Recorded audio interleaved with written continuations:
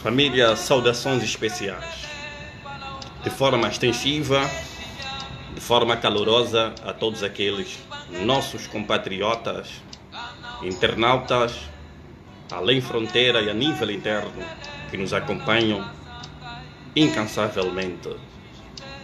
As nossas saudações. Eu hoje trago aqui, de forma muito sucinta, a reflexão deste tão nefástico e badalado caso que ocorreu, que meteu fim à vida do nosso compatriota Sérgio Luter Rescova, que, como acompanhamos, criou-se um alvoroço a nível da mídia, a nível da sociedade, e não só a respeito da sua morte prematura. Ora, o que me traz hoje a reflexão deste incidente tão nefástico que ocorrera é a seguinte rácio que se pode fazer em torno dela. Notou-se que a sociedade, no seu todo, quase, manifestou-se solidária, manifestou-se totalmente mergulhada num espírito de sentimento de profunda solidariedade a quando do passamento físico de Luter Rescova. Da minha profunda e humilde análise, eu pude constatar que as pessoas não se mostraram solidárias pelo facto de ser jovem. Não é pelo facto de ser jovem ou o facto de ser adulto ou mais velho de que as pessoas se mostraram solidárias. Mas eu pude compreender que, de facto, o Sérgio Luter Rescova, embora pertencesse ao partido da situação, mas foi uma pessoa que se protagonizou pela humildade do seu caráter, pela sua simpatia, pelo seu carisma, pelo seu respeito e a sua forma de ser, a sua forma de estar e a sua forma de fazer política da diferença, respeitando a diferença, convivendo na diferença, na harmonia, na paz e no sossego social. Foi de facto um momento de profunda tristeza, mas também de profunda reflexão no que concerne a forma de como muitos dos nossos políticos a nível da política nacional se comportam ou devem se comportar para granjear num futuro próximo o aplauso, o acolhimento, a solidariedade do povo em geral. O que me leva a refletir? Os bens materiais passam, as imunidades passam, o poder passa, mas o bom nome, o legado que se conquista e se constrói com muito esforço, de forma abnegada, com brio, com zelo e com dedicação, prevalece ab eterno. Uma pessoa não é rica por ostentar carros porte de gama, por ter casas na forma de mansão extraordinária, por ostentar um cargo de relevante interesse público geral ou por ter milhões da conta, mas é rica pela nobreza do seu caráter, a nobreza da sua personalidade. A maior de todas as riquezas é, por sinal, a riqueza imaterial. E é isso que, se calhar, falta em muitos dos nossos governantes, em muitos dos nossos políticos, em muitos dos nossos compatriotas a nível nacional. Porque as pessoas são recordadas e lembradas não pelos bens que tinham, mas por aquilo que ele era.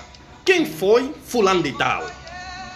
E repara que quer a oposição, quer as organizações não governamentais, quer a sociedade civil, partidos políticos ou outros entes, manifestaram-se solidários à forma repentina, prematura, inesperada e inusitada de como Rescova partiu deste mundo fora.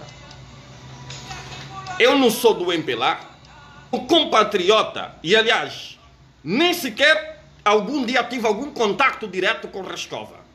Nunca sequer tive. mas senti uma profunda comoção, uma profunda tristeza ao ouvir que este jovem humilde, bastante promissor, partiu de forma inesperada.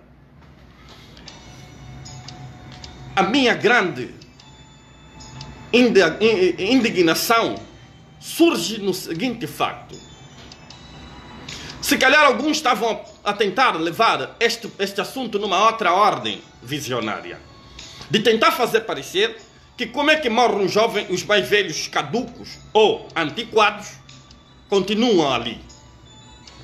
A questão não é ser mais velho ou não, não é ser jovem ou não. A questão é como é que as pessoas fazem, realizam suas atividades, se manifestam junto à sociedade enquanto estiverem no uso público, no funcionalismo público, como servidor público, no interesse da maioria. Ora, eu acho ser de relevante interesse, porque, na realidade, o que é que de concreto mais interessa em se construir enquanto em vida? É o bom nome. O pecado é humano, errares humanos é. Todo mundo falha. Mas há aquelas pessoas que premeditam o erro. Há aquelas pessoas que, de facto, estão muito mais inclinadas pela maledicência do que pela benevolência. Um líder, um bom Bonaparte, um bom governante, será de forma inequívoca, de forma irrefutável, recordado pelos seus bons feitos. E o líder será lembrado pela prática das suas boas ações, olhando para a base, começando da base e fazendo tornar execuível as suas políticas de governação, o seu projeto de sociedade governamental a favor da comunidade da base. Ora, eu acho que foi bonito olhar a sociedade comovida na forma de se dar uma resposta aos demais que têm e exercem cargo de titularidade e de responsabilidade pública para refletirem na forma de como têm conduzido os seus feitos. Acredito eu que se tratasse de uma outra figura cuja sociedade não nutre qualquer simpatia, o nível de solidariedade não seria na mesma proporção de que mereceu Luther Raskova. Aí fica um recado. Tudo passa, tudo fica, tudo é trânsito à eternidade.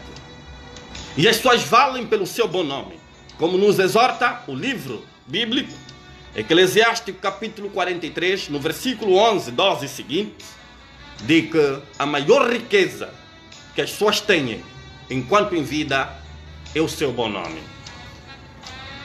Que sejamos pessoas de bem, que as nossas posições político-sociais sirvam para nos tornar cada vez mais humildes, mais humanos, mais interativos e mais sensíveis na forma de olhar para a situação do próximo. Este é um assunto que, de resto, deixa-nos todos a refletir o dia da nossa partida. Como seremos lembrados a quando do dia da nossa partida? Ninguém vai se escapar da morte. A morte é uma certeza. Mas a primeira morte, porque estamos a falar do ponto de vista espiritual, fazendo recurso àquilo que nos exara o livro bíblico Apocalipse, capítulo 2, versículo 10, 11 e seguinte, de que aquele que prevalecer firme até o fim, certamente não provará o castigo da segunda morte, mas receberá a coroa da vitória. Repara, se a Bíblia fala de segunda morte, é porque não existe a terceira. Mas a primeira, morre o corpo físico. O espiritual mantém-se no purgatório para o juízo final. E o que dá vida ao nosso corpo é o nosso corpo espiritual. O corpo só tem valor se de facto tiver o líquido precioso, a água nele. Mas depois de terminar de tomar água, se ele for descartável, você deita fora, já nem quer saber dele. O amanhã a Deus pertence. Não me canso de exortar a quem nos governa para olhar com muita atenção para as questões de base, questões do povo autóctonos, o indígena, aquele oriundo da terra, o indefeso, que não tem quem possa por si falar. Ninguém vai o décimo andar se de facto não passa pelo primeiro, ou quiçá pelo reis do chão. Tudo começa de forma gradual, paulatina, a se progredir minuciosamente até chegar-se ao destinatário final. Precisamos de uma Angola renovada.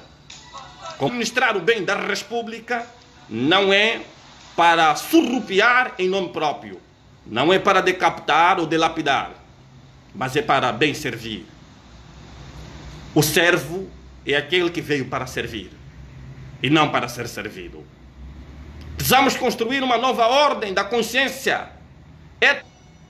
e conquistou o aplauso social